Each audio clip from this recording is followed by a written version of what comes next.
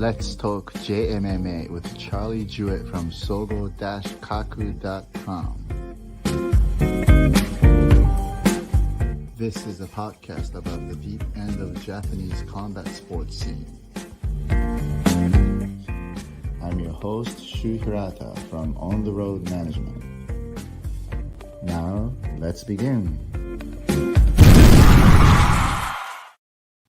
Hey, Charlie, good morning. Good morning. How you doing? Good. And hi to all our listeners. And today's the last day of the January for you there, right? Yes, it is. Well, actually, I think today's February 1st. Right. Third episode. You're right. It's January 31st. Yeah. I have no idea what day it is. Third episode in 1 month, I think. That's not bad. No. All right. So let's talk about Deep Jewels 36 first. All right. So now let me just start off by saying, right. For the longest time, I always felt like the best deep jewels, jewels card was Jewels 15. Way back in the day, they had like Megumi Fuji, Hitomi Akano. Everybody was on that card. Right. I feel like on paper, this card is as stacked, if not more stacked, than that old Jewels 15 card. Right. And they have announced that they're doing the 8 women flyweight Grand Prix. Right. Yeah. But it's also important to remember in the background of all of this is Sakaki Bara has now said on the record, it was hinted, but now it's said on the record, he's interested in a super atomweight tournament this year. Yeah. And every atomweight fight on this card is at 49 kilos, which is what RIZIN weight division is at. And all of their best atomweights are on this card. So it might be a preview of another tournament yet to come outside of this flyweight tournament. I mean, with the fact that you got Hamasaki, Reina, and Izawa, and Oshima, that's 4. That's definitely in there, right? Right, exactly. And then you got what? You have foreign fighters, then another 4 could be like somebody from outside. If not, then, it's not that hard to pick 4, No, exactly. Plus, I mean, atomweight is such a good division for RIZIN because there's so many fighters nearby outside of Japan.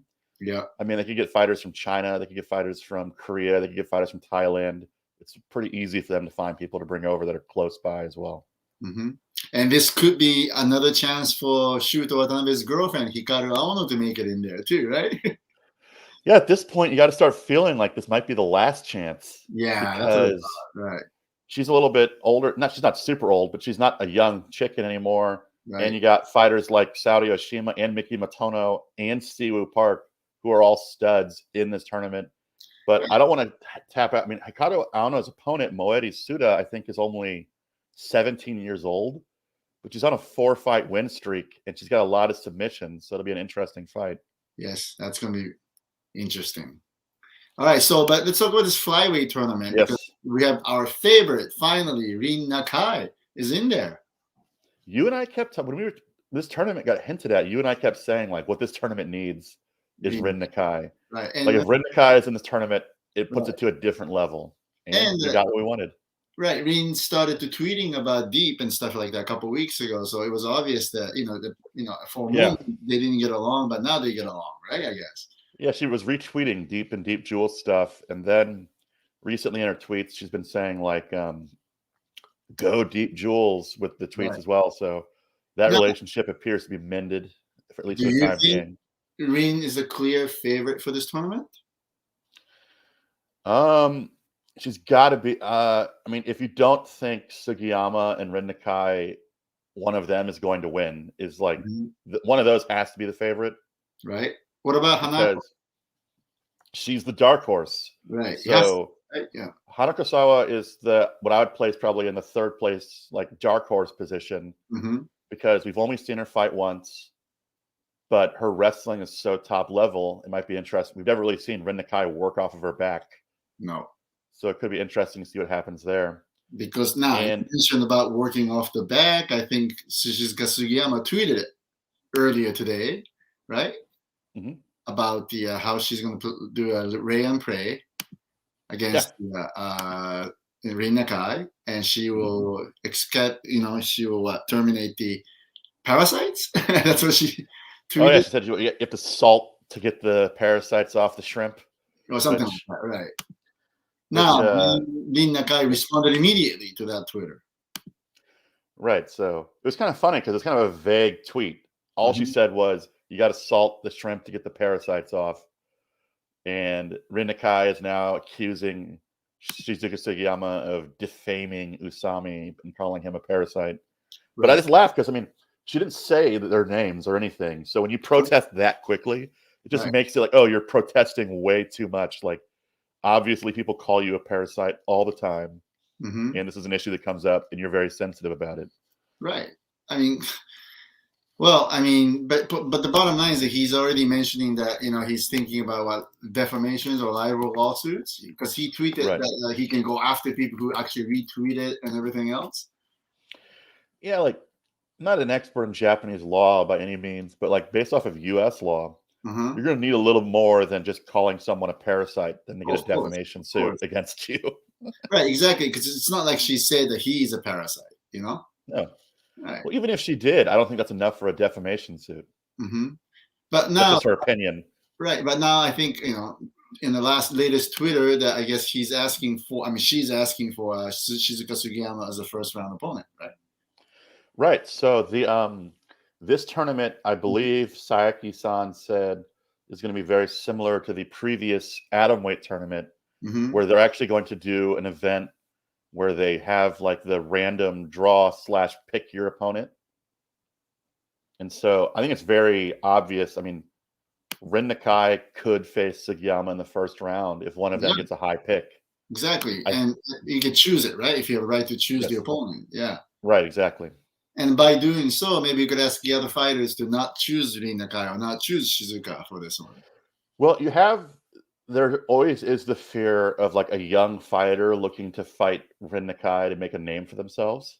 So there's that possibility. True. But I think maybe the smarter fighters might avoid that to get farther in the tournament.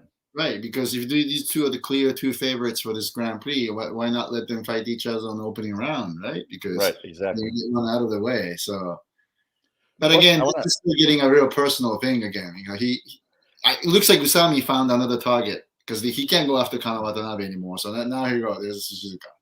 Well, I remember like a couple of years ago, Sugiyama used to joke about Wild Usami on her Twitter account. And it seems like maybe they've been in her crosshairs for a while.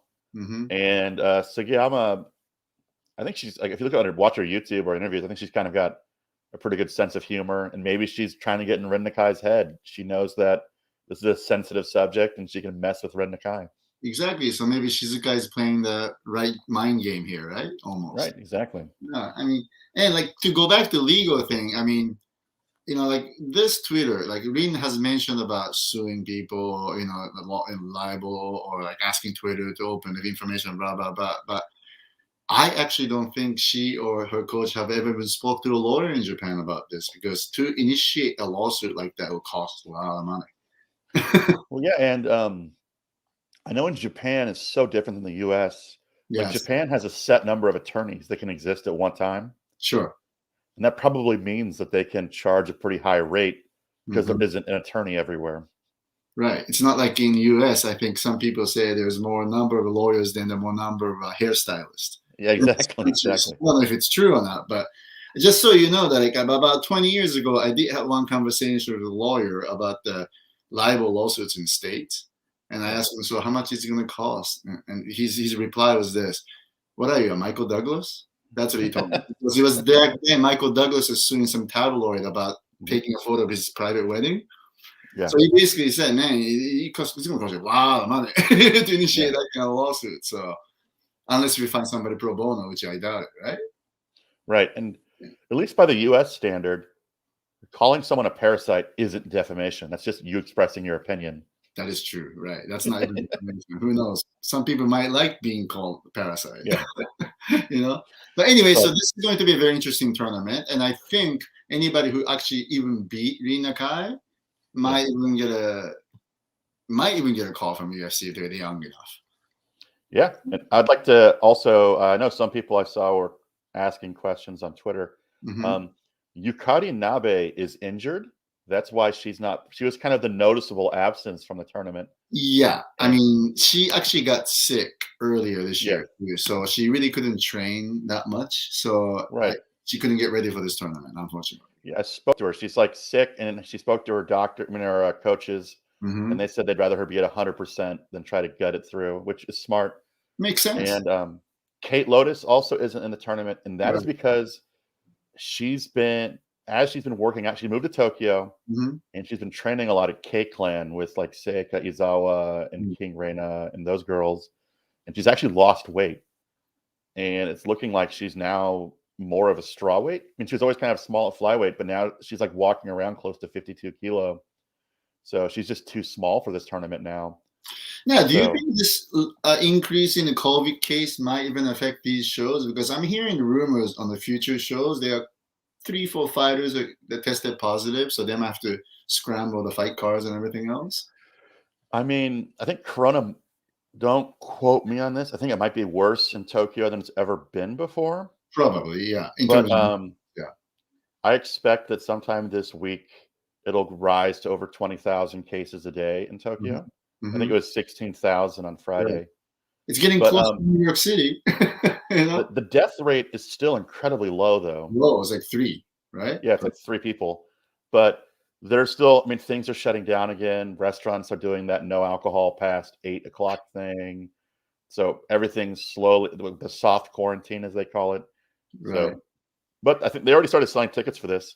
And tell you what, whatever Deep did to get Rin Nakai on this card, worth it, because if you follow her Twitter, I mean, she's already sold all of her VIP tickets. She's already sold a ton of tickets, it looks like. I'm pretty sure this is going to sell out very quickly, to tell the truth, right? Oh, yeah. This card is going to sell out, and it's in a really cool venue. It's in the Pier Hall, which I like a lot. But, I mean, there's so many stars. I mean, there's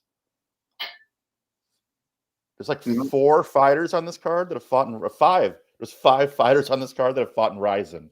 Like, that's just a crazy number of fighters. Exactly. You get to see a so-called quote-unquote RIZIN fighter close on a smaller venue. And the competitive fights, too.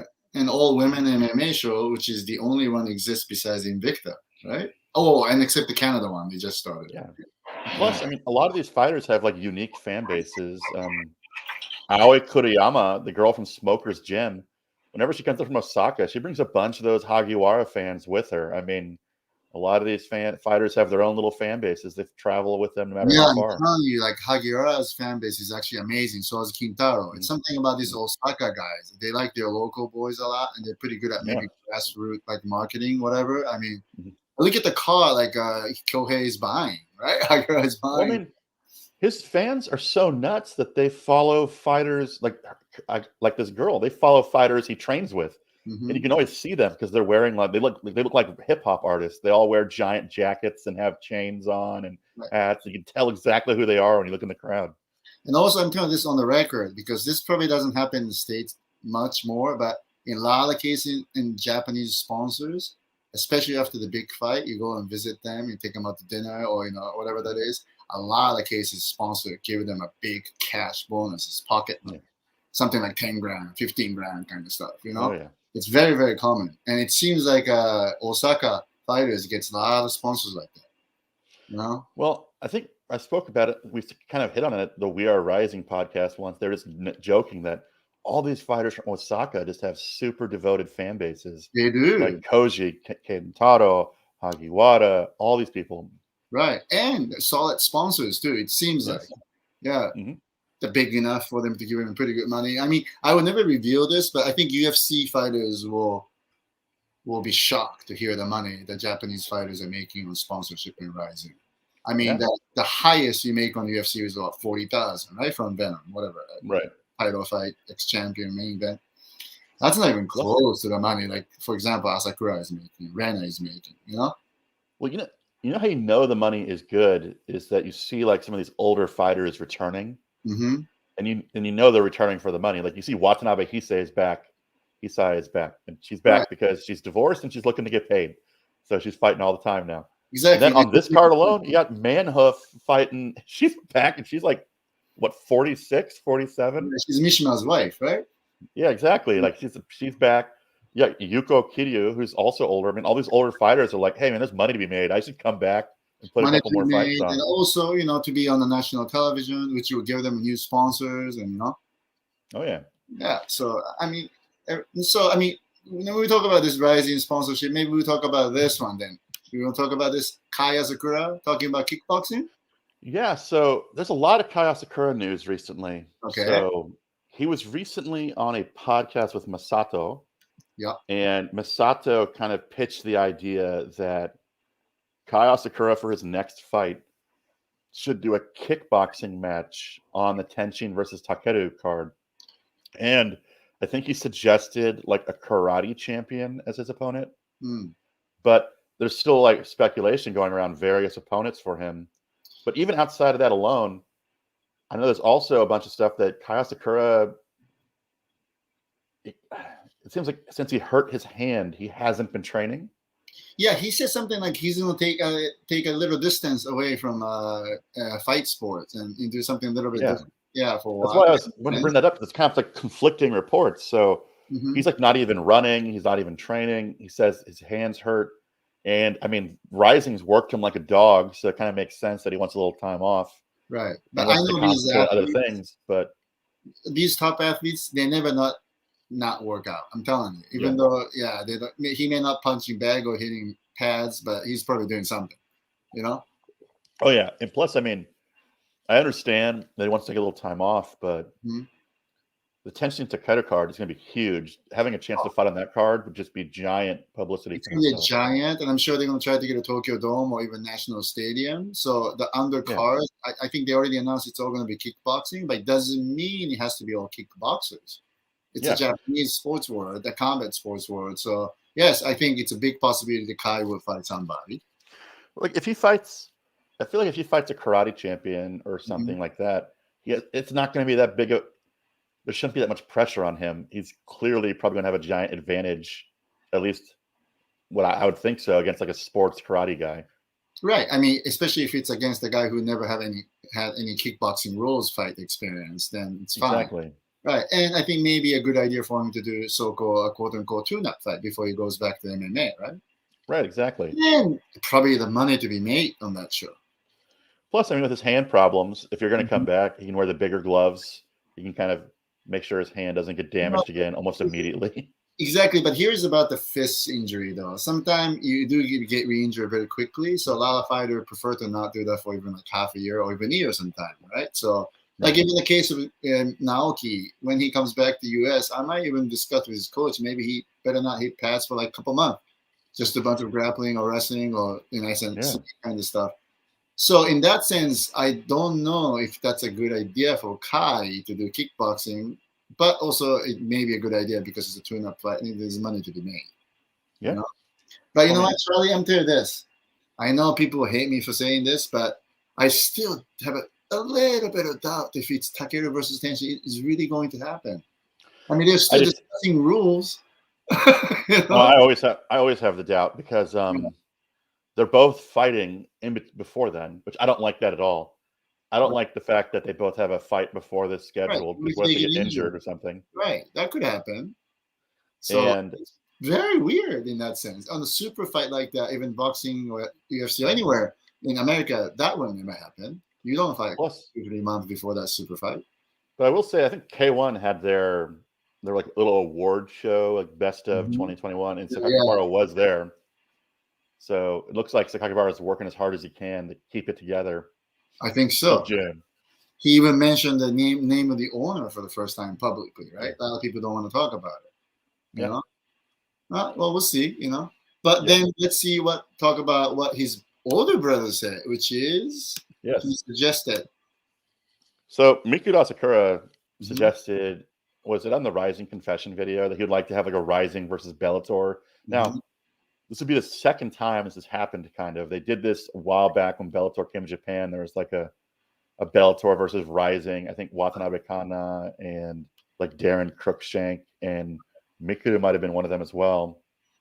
There's like 3 or 4 Rising fighters, but he wants to kind of do like an official 3 versus 3. Yeah, 3 versus 3. He mentioned him, Kleber, Koike, and Saito. Exactly. And I think that'd be great. And I think it'd be smart for Bellator to be on board because through their collaboration with RIZIN, Bellator stock in Japan has like risen dramatically. Right. There's such a popular organization now over here. People are talking about Bellator all the time. Right. And if they did something like this, it would help. Yeah. I mean, here's what it is. Do you think he's suggesting to do this in the States or bring those 3 fighters from Bellator to Japan and do this one? I don't think he said. I think he would. I don't know. He has talked about fighting abroad and fighting in Bellator before. Yeah, here's what it is. Besides the corona, I think then that the problem would be that who is going to pay for those 3 Bellator's fighters' purse? Yeah. Yeah, because in terms of Sakakibara's point of view, I must say in Japanese market, those 3 fighters may not worth the money they would be demanding, right? Right. Yeah, right. so that's the problem because Pitbull, AJ McKee, whatever, those guys are making pretty good money. Yeah, and I think what Daniel just said, he'd be down for it if it was under RIZIN rules. Yeah, there's another question. I wonder what rule set. Rule set. People have to do unified rules, maybe. So I know that Japanese fighters love fighting foreign fighters for some reason. Do you think this is him being like, I'm tired of this division, just fighting amongst ourselves. I'd like us all to go out and fight someone else for a change? You know what? I think there's 2 ways to answer that question. First, yes, you're right that Japanese fighter likes to fight a foreign fighter, especially American fighters. So because they think anybody from North America, especially with the UFC experience, they think like they're fighting top guys right now. Or even though the fighters are not with UFC or Bellator experiences, I would say majority of new fans that watches only RIZIN doesn't care where they're coming from. As long as it's not a Japanese fighter, if it's a Western fighter, they will get excited, with the fact that the Japanese fighters are winning, I mean, that's the whole Sakura thing. He beat a bunch of Brazilians and foreign fighters and got super famous for it. Exactly. But the big difference about Sakura is he beat good foreign fighters. Yeah, true. Yeah, the Gracies and Vito Belfort, Rampage Jackson. Yeah, exactly. So, but some of the Mikuru's past so-called non-Japanese opponents are questionable. They're not really the best of the best, right? So I think that's what he's trying to do here. Right. Well, I think it's a marketing move on his part where I think so too. It doesn't matter the quality of the foreign opponent you beat. If you beat a foreign opponent, you're seen as like representing Japan. Exactly. And you're seen as like, it's kind of like a soccer match almost where the whole country is behind you. Exactly, because that's the point. Because my guess is that Bellator might even go with this plan, but they probably won't be able to send those 3 top guys because it costs just too much. Right? So they probably end up picking maybe 1 good guy and 2 okay guys on the roster. Which makes sense for Bellator's point of view. So even though they lose this 3-on-3 team competition, it doesn't mean that much, right? Right, exactly. Plus, I can't see Bellator sending their champions over like Mikuru wants. But there are some fighters in Bellator that are probably somewhat popular in Japan. I know he's a champion now, but like, for example, Pitbull, because he fought here before, is quite popular. Right. Some of the diehard fans. I think it all depends on how much RIZIN is willing to pay. If RIZIN have to pay for that purse, Yeah, if I was paying for it, what I would do is I'd rather I'd give Koike the toughest opponent because I feel like Koike could handle it. Right. But do you think? I mean, they probably will do it, right? That's a good fight for both. Kind of makes sense. But again, we'll see how Koike will do on the next fight. Actually, he's fighting our client. Oh. Yes. That's right. Let's talk about that. I forgot about this RIZIN Trigger. I shouldn't say I forgot about it, but it was announced only the 3 cars at this point. Yes, I think it's it's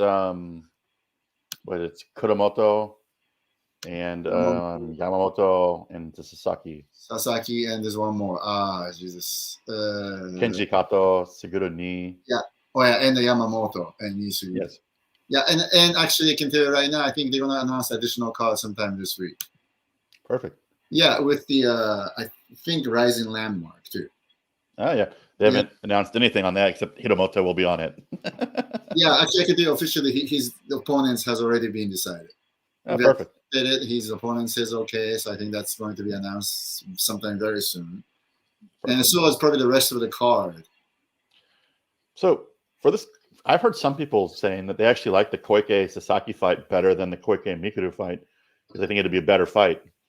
Yeah, it could be, because the fact is that Sasaki is a grappler, but he's a pretty good striker too. So yeah, he should be able to at least defend himself better on the ground than some of the other Japanese opponents. Right. And when you really look at the fight the Kleber lost recently, which was in KSW, yes, that was in decision, right? So I mean, when you have to, maybe you could do the stand-up war 2 or 3 rounds. Yeah, who knows what's going to happen? And yeah, I mean, I can tell this right now. We had a couple of offers for Sasaki, but if we had a choice, he wanted to go for the toughest guy because it's high risk, high return. Right. But we feel it. He felt also. I agree with him that if you're going to lose, it's better to lose against the best guy. Right? Yeah. So, I agree 100%. Yeah. So he was ready for the New Year's Eve. So he's been in good shape. So I think he has no injuries. In good conditions. I think it's going to be very interesting. I hope. Yeah. Yeah. I mean, this is an opportunity for him to leapfrog a bunch of people. Right. To go climb it immediately to the top of the division. In a way, right? In a way, if Sasaki beats Kleber, everything's going to be all different now. Yeah, exactly. Those losses Sasaki took would be all erased. I wouldn't be erased, but he's going back to the top of the featherweight. So, classic case of what have you done for me recently? If he wins this, that's all that matters. Right. And yeah, go ahead. Sasaki's pretty popular. I mean, he's got a lot of fans. Yeah, he's popular. He's got a pretty good, decent followers on Instagram and stuff like that. He's developed a pretty good clothing brand that I see a lot of Lazy God shirts everywhere I go. Right. And not only the clothing, he has those cell phone cases to keychains to, I think CBD too, right? He's still selling those. Yeah. Well, if it was CBD, it'd be a Landmark show, but yeah, actually, exactly. So they should be using him, but he's one of the talent that they could be utilized for the Landmark show too, because he will attract the pay-per-view buys. Yeah, plus I think he's got a younger fan base as well, so I think that also helps out. Right. I think they like his kind of like punky style. And another client of ours, Kuramoto, facing Keiji Kato. Obviously, I can tell you right now, it's the Keiji Kato's second fight in Shizuoka, so it's obviously sells tickets there. Yeah. And the Kuramoto just had the pretty good win on Imanari Raw Ecstasy, which is the grappling show with the open pump. Yeah, it was kind of like, what was it? It was like Eddie Bravo, the combat jiu-jitsu. Right. But Imanari had his own event, right? Now, did you see that fight? I mean, did you see that show? I missed it because it was on a Bima television. I didn't catch it live. I don't have premium. By striking open palm strikes from the top. Oh, very nice. And I think he broke the opponent's, I think. Orbital bone? Yeah, or I don't detach retina. I don't know, whatever. But he used open palm from the top and, like dropped from almost 12 to 6. And he thought that it's actually more effective than the actual pound with a closed fist. Well, wasn't that Boss Rutan's whole thing back in the day? He did palm strikes all the time. Right. Again, in Pancras, you were not allowed to do closed fist back then. That's why he was doing the open palm strike. But if you hit the guy with this part of the open palm, right? I mean, and from top to bottom, 12 to 6 kind of striking. Because I remember Boss Rutan was kind of saying that it didn't bother him at all because when you punch like that, it doesn't hurt your hands as much. No, exactly. That's another point because as you saw on the RIZIN Confession, like now his fight against Ogikubo, he dislocated his finger on the first round, and he actually had to fix it on his own during the right. Right. Well, I mean, the RIZIN 33 subtitle should just be like, all of our fighters are injured, because it turns out Rena went into the event also with a broken finger. Like they were like, oh yeah. So I mean, all these fighters had messed up hands going into the event. No, I'm gonna shift to a different topic, but are you familiar with that ex-pro wrestler named Akira Maeda?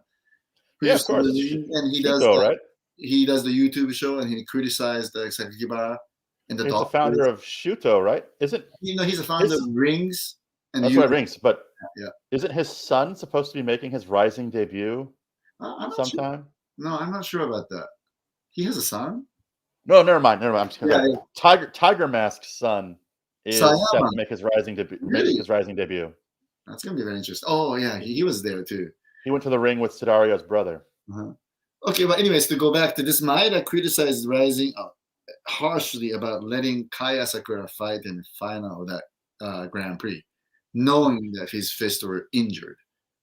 Yeah, but I mean that's Maeda-san is the founder of heavily involved in Outsiders, and which is where the Asakura brothers come from. Exactly, and so he regularly has the Asakura brothers on his YouTube channel, so he's clearly very invested in a big fan of the Asakura brothers, big time. So that's where he's coming from, and I understand that. But fighters fight with broken hands all the time, and I don't think that it was a big deal to let him continue. Yeah, exactly. And I don't know if you remember it, but back then in Pride Grand Prix, second round, when Kazuyuki Fujita was injured, but he still stepped in the ring and he shot in right off the bat, and they threw the towel, right? Yeah. So that could happen. He did that because I think more money he can make on if you go advanced round, right? So it's same for the Asakura. If he steps in that ring, he'll make extra 50K. So Yeah, exactly. Well, I mean, reminds me of what the old Choked documentary where the one American guy like ripped his shoulder out, but was like, "Hey, if something happens, I'll go in the ring. We'll get the money, and you throw the towel." Right, exactly. So, but again, like Akira is criticizing, Yeah, Akira is criticizing RIZIN, but I think Sakura also publicly explained that there was no X-ray at the dressing room, so he wasn't 100% sure that his fist were already fractured. I think it's just Maeda-san trying to get some clicks, because if he talks about Asakura, it's going to be good content and people are going to be interested in it. Right. Now, let me ask you this. Back in, was it 2009, when my ex-client Hitomi Akano fought Christian Cyborg in Strike Force? My favorite. Side note, that's one of my favorite backstage stories. right. And I wrote a nasty blog about it too. So anyway, back then they had this portable X-ray that you can just move from dressing room to dressing room. So right after that fight, Hitomi just had to get an X-ray on the dressing room, and we knew immediately her nose was broken. So I was just wondering if that's even available in Japan. I've always figured that the Japanese backstage stuff is like very bare bones, because I had some of my friends translated at a UFC event, and essentially if you were messed up, they just took you to a hospital to check you out. Right. I don't think they have an X-ray machine or anything there. Yeah, maybe you're not allowed to, because it's arranging an ambulance is very difficult here. And actually, I don't know if I ever told you this, in Japan, once ambulance gets there to pick you up, they have to call hospitals before they go to find out which hospital accept the patient, and sometimes it takes 30 minutes. That's come up recently a lot because of the COVID cases. Exactly. People couldn't find hospitals to go to. Right. I don't know if I told you about this on this podcast, but back in UFC Japan show, when Mark Hunt broke Stefan Struve's jaw, he had to sit on the ambulance while the EMT is calling a different hospital to find out which hospital accept him. Well, that's just also the crazy thing for people outside of Japan is most hospitals in Japan are like closed on the weekends. I know. Just finding one that's open would be hard enough. You know what? It's so funny you mentioned that. I think when Mizugaki fought the last UFC Japan fight, he won. I forgot the name of the fighter, the tall guy. But anyway, he was injured, and we couldn't find any hospital it's open because it was too late. So I actually had to call my friend who is a doctor and beg him to open the clinic so I could take him there. It seems so crazy to me. It's like, just don't get sick on the weekends. Don't get hurt on the weekends. I don't understand that, right? That you can't go to the emergency room, But anyway, in Japan, it's like that. It's not like everything is standby. If you get injured, you get checked by the doctors after the fight. And if they feel that they need to send them to the hospital, you basically actually call a cab. Well, most of the doctors for these events, too, are like sponsors. There's the one guy that Hamasaki works for. Well, does the doctor work for the RIZIN too? No, but I know he does like Pancrase. Yes, he does, right. And stuff like that. And so a lot of these ring doctors are just kind of, because there's no athletic commission in Japan. A lot of the doctors backstage are just kind of like enthusiasts who enjoy martial arts. Exactly, they're all enthusiasts who love to be involved, but they're professional doctors. Well, true. No, I'm not saying that. I'm saying there's probably a ton of equipment. back there for them. Yeah, exactly. I'm not sure if they're even allowed to do that, right? Because if you work for the hospital, if you're doing this extra job, that's fine. But I don't know if you can allowed to take the equipment. I will say though, buy their own equipment, right? So back to the fight. Kuramoto's coming off of his first loss, but I thought he looked really good in the Yamaniha fight. Even though, I mean, not his first loss, but his last fight was the loss against Yamaniha. He got rocked, and he fought so hard afterwards. Right, but he really didn't have an answer against that striking game. And I was still impressed by his performance, though. Right. I'm still hoping if you're whispering in his wife's ear to like make her debut as well for RIZIN. Is his wife a famous wrestler? She won the gold medal. Yeah, exactly. I mean, in Olympics, and I know for the fact that RIZIN is interested in her doing MMA, but the problem is she just had a baby. So it's not like it's easy to like go into the training, right? Especially if you're come on. Transition. Oshima's got twins. Sugiyama's got a kid. Everyone's doing it now. Right. So maybe a year or two, they might, Yeah. He might, But I think here's what it is. I think for this fight, Kuramoto knows he's at a definite advantage in the wrestling department. Oh yeah, he's so good. He's very good, obviously. So he's gonna have to kill that distance where the Kato can strike. So obviously he's gonna have to close in and take him down. And I think instead of a pound, that he might just do the open palm. Who knows? Yeah. Right. It's gonna be very try new things out. Yeah. Right. And I think, you know what? I think you're thinking about this. Another guy, Sora Yamamoto, his father used to fight for UWF. Okay. And his father actually fought the UWF Japan show against Pat Miletich. Oh, really? Yeah. And also he fought in another UFC Japan show where they had a 4-man tournament, the UFC Japan tournament, and he won that. Oh, interesting. Yeah. Kenichi Yamamoto, that was his name. And this Sora Yamamoto is the son of Kenichi Yamamoto. Okay. Yeah. Yeah. I mean, this will be a good transition, actually, because RIZIN has found success in getting the sons of famous people in their promotion. And we got to talk about that. Exactly. And so let's talk about Kota Miura because let's do that. Okay, hold on. Get the Kota Miura out. Yeah. I mean, this is amazing. Miura and also Yushi, right? Both are like right, exactly. Super it's kind of funny because before this fight, I was kind of just like iffy. I was like, I don't really care if a pro soccer player's son is making his debut. But I mean, the marketing for this is genius, apparently, because in January, he just recently started his Instagram account, I believe, before this fight. And in January, Miura's Instagram follower count went to like 80,000, and now it's at 525,000. 500,000. Yeah, and just for to compare, that makes him the rising fighter with the third most followers in Instagram. Yes, he is behind only Tenshin and Mikuru. He is above Kai by a significant number. He is 200,000 above Kai. I mean, just for the listener understands this, he's the son of Kazu Miura, which is like a very, very famous soccer player in Japan. He may be the oldest guy who's still active. Is he active or manager or whatever? But he's like, I think he still plays. Of soccer, right? Almost. Yeah. And he was ringside. But I mean, this fight on YouTube, it's got like 1.7 million views. And I think RIZIN just marketed it beautifully, kind of catching lightning in a bottle. And it was interesting because reading an article on Yahoo News about it. For those that aren't aware, Yahoo is like the biggest search engine in Japan. And it turns out a majority of his followers are at first it was a bunch of Japanese women were his followers. And now it looks like it's being overtaken by Vietnamese and Thai women. And what do you think? I laughed because people were freaking out on Twitter because Stamped Fairtex was Instagramming about Miura on her story and about how she thought he was hot and stuff like that. And so I think he's captured the imagination of a bunch of young women across Asia.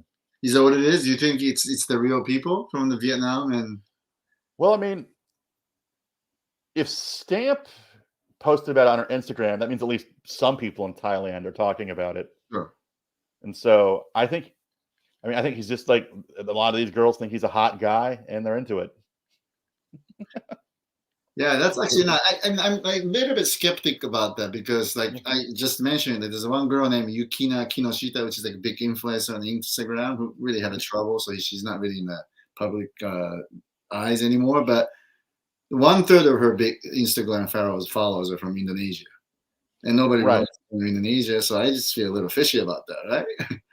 I mean, it would, but there's others. It would be fishy to me if there was like no other supporting evidence. That's true. But the fact that his YouTube fights are also getting a ton of views, Yes. and the fact that Yushi, his opponent, his Instagram page is over 100,000 followers now, which is Yeah, exactly. like, I saw that too, right? That's amazing, you know?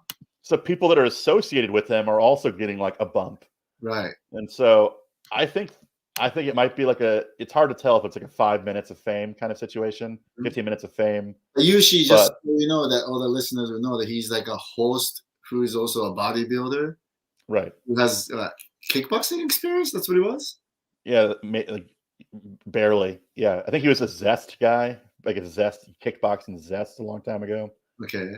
or Nexus, like one of those more obscure promotions. Right. But you think he follows all women too? Since he's a popular host. I mean, I would think that his follower base, his climb in followers, is similar to Kota's.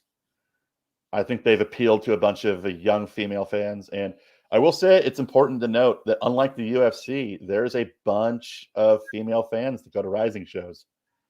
It is not like 80-20 men to women. I think it's closer, probably like, I'd say it's like 60-40. I could see that, right? Yeah, in Japanese MMA too. I mean, everyone, whenever I go to these shows, I'm the only guy. There's like 5 women in the group I go with. So, I mean, women love RIZIN. Man, you know, this is amazing, right? In a way. I mean, sure. I mean, 100,000 followers almost overnight for Yushi. Yeah. And he just one fight, you know? Asia's got the whole like idol culture. They do, right? And they love idols. And I think these guys just fit perfectly into the category of what idols are supposed to look like. Doesn't know the host club in Japan. I think I would love to show them what it's looked like, right? On the kabuki show. Oh, yeah. Guy like almost had a hair like a woman, you know? Well, essentially, yeah, it's like a guy you go and you pay to drink with. Right. Yeah, right. Almost. Sometimes you kind of go and take them to the hotel and have sleep too, right? So yeah, I do. Yeah, I do. Yeah, I know. So it's like a hostess bar, but the version where women goes and enjoy. Oh, and so Jamie asked if we should expect them both to appear on Trigger.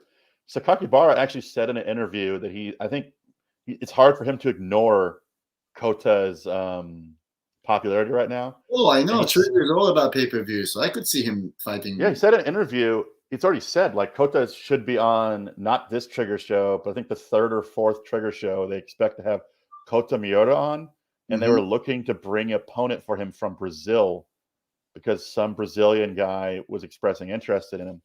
They didn't say a name, but my immediate thought is they found some soccer player guy with some sort of soccer experience. You know, I work out the whole soccer angle. Right now, I think those pay-per-views for those platforms like Unext or Abema, the viewers are really, really young. I can almost say like my parents, or majority of people who's over like, let's say 50 or 60 will never watch that, right? Right. It's all young people, so it totally makes sense, you know. Yeah, Kota Miura and Yushi, they're fans. I'm just assuming got to be young people because they're using Instagram, and old Japanese people traditionally don't use Instagram. No, and let me tell you this. I think that the Abema show, the pay-per-view that where Mikuru Asakura fought like a bunch of like amateurs, like on a street fight. Right. Those are sold more than Naoya Inoue's boxing title fight. So I think really? That's huge. That could be like something like a couple of fights on the top could be pretty interesting fight, but also the 2 fights they could put it like something similar to that fashion, which could be the Yushi Kota kind of fight, right? So, well, I was laughing last night, going back to the Miura stuff, because I mean he's so popular with young people. I was comparing his Instagram numbers with other popular Japanese athletes. Okay. So Shohei Ohtani is probably the biggest guy in Japan. Biggest. Yeah. 1.3 million. He's got 1.3 million followers on Instagram. So, I mean, he's almost at half as many as the most famous athlete in Japan right now, which is pretty actually impressive. You know what? That's actually more than former UFC strawweight champion, our client Jessica Andrade. She has like only 420K, whatever. I wouldn't say only, but she had 420K, but he surpassed it, right? Yeah, then I was looking. There's like 2 other really popular Olympians. Abe Uta, the girl judoka who's on TV all the time, he's got like double as many as she's got. And then there's the tennis, the ping pong player Ishikawa, who also won at the Olympics. He's got 200,000 more than her. So like Instagram accounts in Japan don't tend to have crazy followers like they do in the US. But I mean, for some reason, he's just surging. And if it's international followers, that makes sense to me, because it's the same thing with like Itsuki Hirata and the One Championship fighters. They get a bunch of international fans that are using Instagram.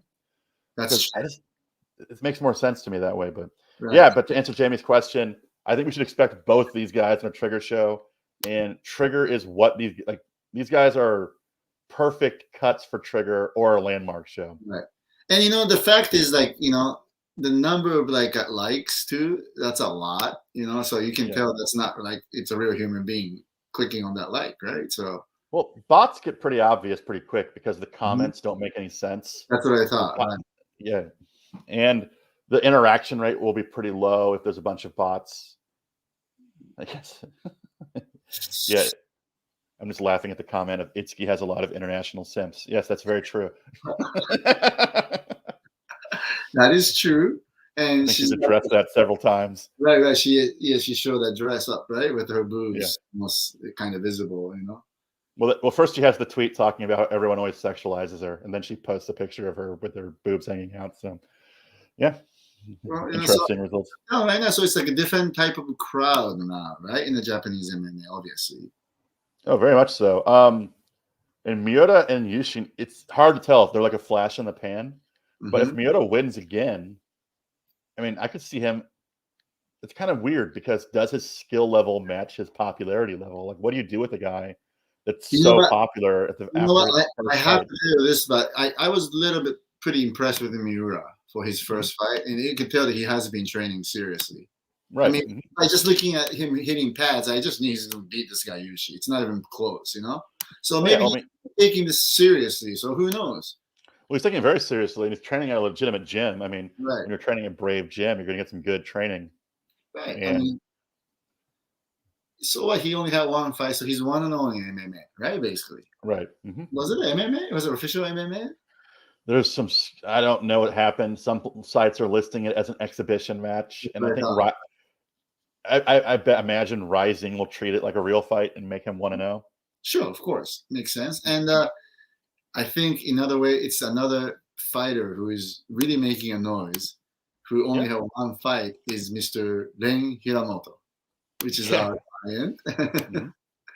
And speaking of Landmark, do you know is it pretty much going to, because it's on that platform, is it pretty much stuck to only being visible in Japan? Yeah, I think so. And I think their plan was to go around to the Landmark places in all over Japan, right? But I think because of COVID, I think they're going to stick with one venue until the thing is over. Well, that was a cool venue. I liked how it had because it was like a circle and all of the walls were projectable screens. Right. So I thought that was a cool venue. And I think cage would look better than ring for that kind of setting, Well, Landmark's the perfect show to try stuff out. I mean, they had drone cameras, which looked kind of weird, but they were trying all sorts of stuff out. And I'm all about them experimenting to get cool stuff going. Right. And actually, I can tell this, that Ren did ask for cage. He did. Yeah, we did. Well, that makes sense because he's training in a cage. And we asked, that's the first thing we asked when the matchmaker with RIZIN was in Bellator back in December for Horiguchi fight. We had the meeting with Duke Rufus and everybody else, and we asked for cage, and I think it's going to happen, So should we expect Ren to talk like he's American from now on, kind of like he did at the RIZIN show? I think so, because now his team is now Rufus Sports. He wants to get rid of all his old team names, and after this fight, he's really planning to move to Milwaukee full time. No, I was just joking because didn't he purposely speak with he was like a American speaking Japanese? I think he spoke with a fake foreigner accent when he was talking. Yeah, but he's doing well though. And Oh yeah. let me tell you this: this is a guy who only had one MMA fight. And everybody's talking about him. Everybody's talking about him. And besides Roger Gracie, he may be the highest money-making guy for only having a one MMA fight or zero MMA fight, whatever. Interesting. Yeah, but he's super popular. I mean, young people love him. Yeah, so he's super popular. And but what kind of opponent do you give a guy? I mean, he's clearly an amazing kickboxer, but his grappling, he's going to need time to catch up. Right, of course. But so he has to fight like a combat wrestling style where it's not really about wrestling. It's about not being taken down. Yeah, he's got to be like Crow Cop in the beginning of his career. Almost. And also about in terms of combat wrestling in a way, I can't give away too much, but he's got to do something a little bit different than just that regular wrestler does in the cage to put him in a good position, I saw a funny meme on Twitter. It was like Ren Hiramoto talking about how you can only improve so much in a year. And behind him was Seika Izawa chasing him down. I was just laughing because it is kind of amazing what she did in a year. But I think we have to remember that to his comment, he's only been doing this for such a short period of time. And I think that RIZIN should give him appropriate opponents, build him up, and give him the time he needs to develop. But sometimes they don't do that. Do you think they're going to take that route with him? I mean, I know the answer because we had a whole discussion. I mean, like in general, like what's the strategy?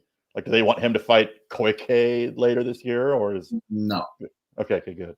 No, I mean, I wouldn't agree to that either because partly because let's say if he's going to fight somebody big like Mikuru, I think it makes sense to build up a little bit more. Yeah. And I can tell this right now from business point of view, he would not be fighting Mikuru with the current conditions on the contract.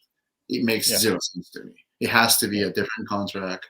I can do this right now publicly. He has to get a pay-per-view, buy, share, whatever. It only makes sense, right? Because he's doing his work. So it's not like walking with the current pay scale that he agreed to. That's different, I don't even want to see that fight though at this point because I think it would just be whoever he fights is just immediately going to try to do a takedown. Right. And that's what he's going to try to do, right? Of course. Right. So, we'll find. You guys will find out who he's going to fight. Yeah. But so you think the landmark shows are going to be at that place that's near Tokyo Tower? Is that of course, I know the answer to that question. No, but you already said that they're going to be at the same place as before. So it's going to be almost. Yeah, but I think it's going to be very interesting and. It's gonna, I think Sakura already mentioned it's the first week or beginning of March, right? So right. And I think Daniel commented it. Shingo said some time ago they will make an access to future landmark shows to the international audience. Oh, that's right. It was not available to international audience. It's not even up on YouTube. Right. That's what I was asking earlier because all the RIZIN diehard fans have been complaining that they still haven't been able to see the landmark from the first show. I wonder why they can't make that available in States. It shouldn't be that hard. UNEXT is only in Japan, so. My guess is that somehow the contract with UNEXT is like exclusive distribution rights. And that there's nothing that RIZIN can do about it. So it's like worldwide exclusive? That'd be my guess, or else RIZIN would have found a way to release it. Exactly, but what the hell UNEXT is going to do with that footage if they're not doing any business outside Japan? I mean, I just don't know. Are they looking into penetrating the U.S. market, which I highly doubt it? Yeah, I think they're just going to do what. I mean, traditionally, I think Japanese companies have just kind of ignored the international market. They should. That might be what they're doing. They shouldn't. I agree with you that.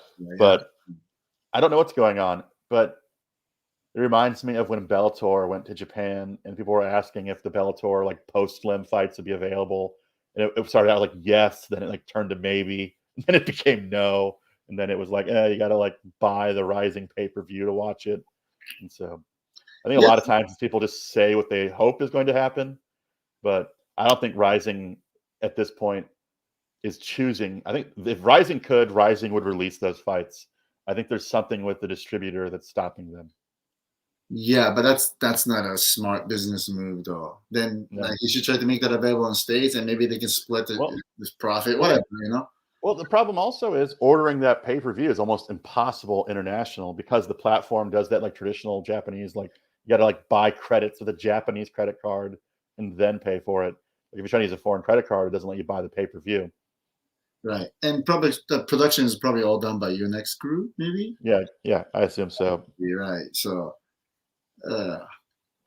Jamie's asking you to blink once for yes, twice for no on the Hiramoto.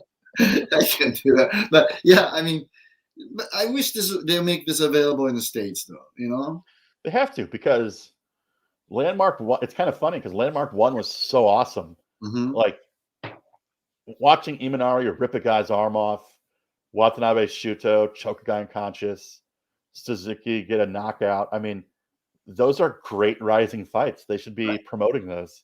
Right, and Hagiwara against Asakura, you know, which Asakura showed that his experience and skill sets are, you know, really much higher, you know. Which is a good show for 4 fights, you know. They probably sold a lot of pay-per-views, you know. I loved it because for casual fans that have like a short attention span, they can't do the traditional like Japanese New Year's Eve show and sit through 20 fights. Now, 4 fights is almost perfect. Since Francis Ngannou is making a noise in the States about fighters' pay, so is Jake Paul. I want the fans to do real calculations on, let's say, a Landmark show, right? Let's say they sold 100,000, right? Yeah. Like $30 each. 4 fights only. What if, I don't think fighters are making pay-per-view shares, but what if fighters can make a pay-per-view shares on that? That's substantially more than, I would say, half of what the UFC fighters are making.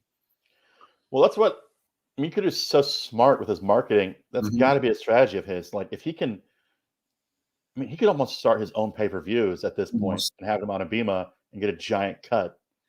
If that's not what he's already doing. If that's not what he's already doing. You said it right, because I was thinking about the same thing. If let's say Rang will win next couple of fights and his popularity rises, if they still have a feud on Twitter, all kinds of stuff. If Ren and Hiramoto would like to do their own show, own pay-per-view, I don't think it's going to be hard to convince Abema or anybody to pick that up.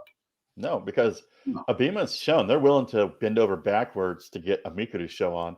So Mikuru's like, hey, I want to fight 3 YouTubers. Abema's like, let's do it. Right. And that was not that many fights, so I guess that didn't have a conflict to the RIZIN contract, right? Because it's the Japanese way. You can always get around stuff in Japan, but it's making an exhibition fight. Right. Like, quote unquote, exhibition fight. No, so in a way, I think really, I mean, when the COVID kind of slows down, if those travel bans are lifted and it's open for foreign fighters to come into Japan, they should be really looking at making it popular in Japan too, so they can get a pay-per-view shares, you know? Yeah. Because they have the good system where when fans buys those pay-per-view, they can designate that portion of money goes to specific fighters, right? Yep. So the Pitbull is popular when he goes there. You know, a lot of fans will designate Pitbull, and he'll get that pay-per-view share. And you know, if that system does well, that's actually a real good way to compete against UFC. Well, it's an interesting model because it allows fighters to get paid because it's prize fighting. Right. As much as people don't think it's prize fighting, you get paid by selling the pay-per-views. Right. And it allows you to get paid for each pay-per-view you're responsible for. And you know what? Like Sakakibara said something totally correct on the last, I think, press conference. He said, we can't go head-to-head against UFC and win that. It's just not going to happen. So we got to play a different game. For him, it was about bringing in maybe female kickboxing to those interesting talents. But at the same time, I think it's the business model they're building where they distribute the money to the fighters, at least to the little bit better than what the UFC does, you know? Yeah. Well, I mean, it's at the very high level. I imagine UFC fighters get paid very well. Well, of course, there's a bunch of fighters there that aren't getting paid well. No, for their relative worth. Right, like entry-level fighters I'm talking about. You know, like what the classic example would be like a Ryan Bader, who's like made way more money leaving the UFC than he would have if he stayed. Of course. And I noticed that on the last pay-per-view shows of UFC, that the graduate or the guy who got picked up from Dana White's Contender Series are starting at 10-10. You know, you have to understand 10-10 after pay tax and everything else is half the money gone. Right? If you lose, you go home with 5,000 and plus 3,500 on the Venom, which is half. We got to pay tax on that, you know. If you're fighting for $5,000, you're losing money. Yeah, if you train like 2-3 months. Yeah. Right. But on the other side of the coin, let's say, it's just only example, let's say you're making $10,000 flat fighting for RIZIN, but you can make another 10 on pay-per-view shares. Those unlimited sponsors. Yes, unlimited sponsors, right? And the sponsors pay is actually better. You know? So I think this is a business. I hope UFC will do something similar, you know, because I think each fighter kind of deserves it, right? And some fans has a right to kind of choose what portion of their money goes to, you know. Yeah, they tried to do something like that a while back when they first did the Reebok stuff, where like if you bought Reebok stuff associated with a certain fighter, it went to that fighter. Yeah, but Reebok is expensive. It was such a tiny percentage too. It was like a laughably small percentage. It was like if you buy a $200 T-shirt, the fighter gets 5 cents. It's like, oh, thank you for helping me support the fighters. Yeah, I hope it's going to change a little bit, because not only for Francis Ngannou, because there's antitrust lawsuit still going on, right? There's another lawsuit for the fighters for past 2017 too. So, well, you know, Daniel just mentioned that plus the Daniel White Contender Series are 5-fight contracts, so you're stuck at the 10-10 for 5 fights. Yeah, usually it's 4 fights for regular entry fights, so it's one fight more, and yeah, you know, but I think that the point is that if you make it big in UFC, then you make more money than anywhere else. There's no doubt about that. Oh, no doubt. Yeah, so you go for that, but a lot of people, I would say like 70-80% will never get there anyway, right? So, what do you say? What did you think about Francis Ngannou's comments though, where he was talking about how if they're upset with you, they just shelve you for 11 months, and then they try to lowball you because they know that you're desperate for money. Right, but he's not desperate for money, obviously, because if he that was kind of funny to comment to me as well, because he was like, I'm like, wait, you spent $350,000 or however you got paid in your last fight, you spent that in a year? Like, what are you doing with your money? I know, but I think the point is this: I think Francis Ngannou knows that if he can get out of this contract, he'll be in very good position to get an offer from boxing promoters. Yeah, you know? He wants the Tyson Fury fight. Right. I mean, I'm sure Fury will probably beat him in the boxing rules, but it doesn't matter, right? Who cares? Who cares? Right. He'll make more. He'll be like Conor McGregor, make more money in one fight than he did his entire MMA career.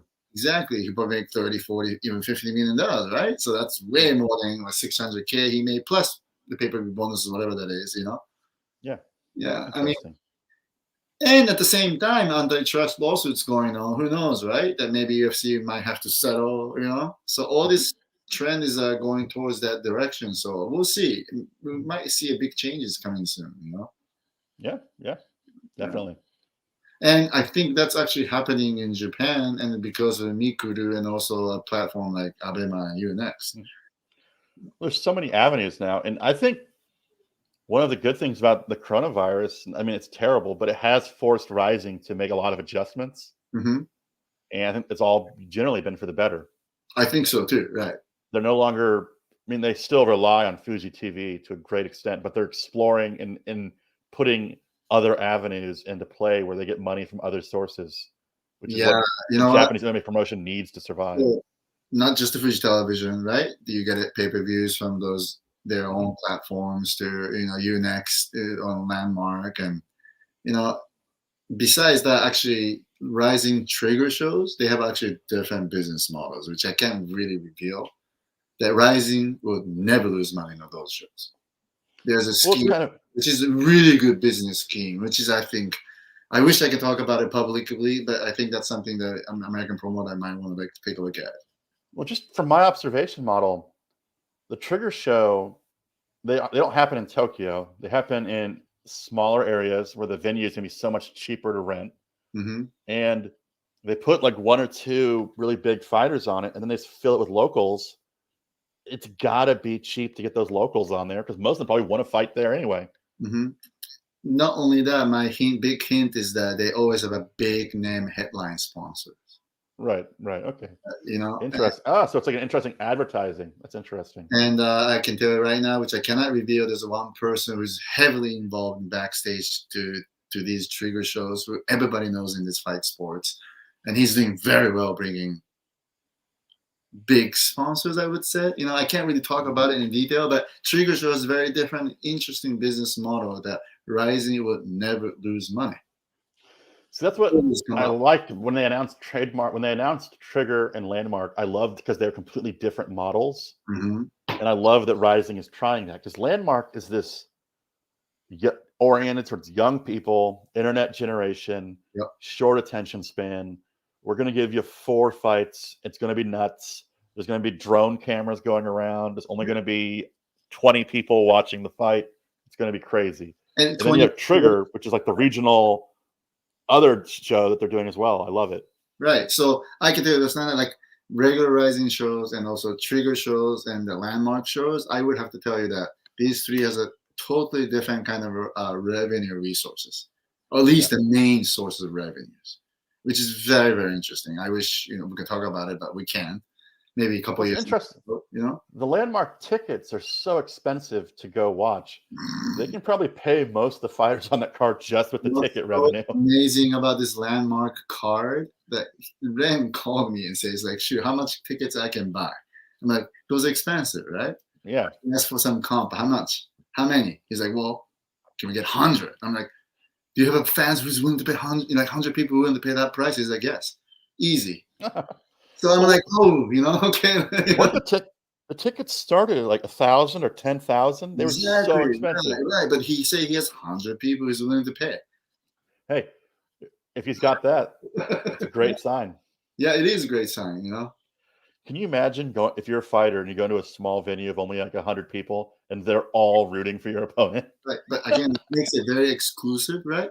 Yes, exactly. Almost like almost like a board to the ape on NFT community. You know how you have to be into that group and you feel like very, very prestige to be in there, I was raised on like those Jean-Claude Van Damme movies. And it reminds me of like Lionheart, where you go to like an exclusive location. There's just a couple of rich people watching people fight. It's like, so this is awesome. I love it. Interesting stuff. Yeah, I wish I could talk more about it, but someday I think we will. And I think this is a very interesting trend of the MMA that we're really not seeing in the United States yet, Yeah, and then on another time, we got to go over the Hitomi Akano cyborg backstage stuff. It's one of my favorite backstage stories. I don't know. We can go over that sometime. We can do that like a look back in history kind of episode, right? What I did, But anyway, we could talk about how Hitomi Akano became one of the highest paid Japanese fighters. At that point, I think she was the highest paid women fighter. And not for that fight, I negotiated for the next 2 fights for her too. So yes, exactly. Yeah, but we'll see. Anyway, so it's been an hour, and I think we had enough, right? Yes. And so I guess we'll see you in 2 weeks. Exactly. Right. See you then. But stay there. I'll explain to you about Trigger after we go offline. It's very, very. It's perfect. Yeah. Okay. So sorry to the listeners, but someday we'll talk about it because it's very interesting. Okay. All right. Perfect. So goodbye to everybody. Thank you for listening to our podcast. We'll be back in 2 weeks, right? Yes, 2 weeks. I will end it. Thank you. Bye-bye.